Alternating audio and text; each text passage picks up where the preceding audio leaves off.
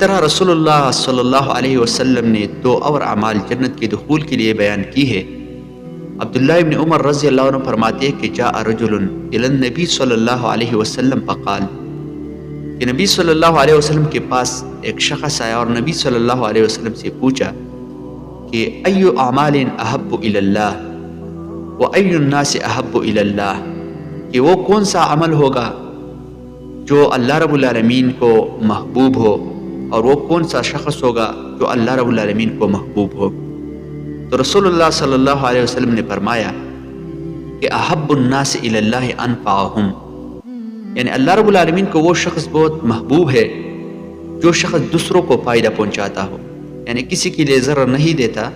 اور کسی کے لیے وہ ضرر کا باعث نہیں بنتا،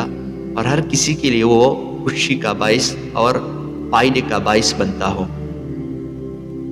اور وَأَحَبُّ الْأَعْمَالِ إِلَى اللَّهِ سُرُورٌ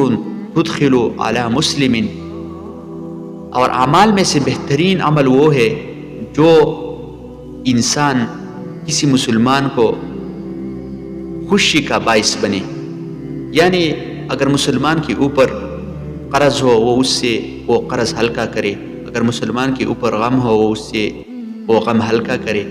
اگر مسلمان کمزور ہو وہ اس کا مدد کرے اور اس کی وجہ سے جو ہے وہ خوش ہو جائے،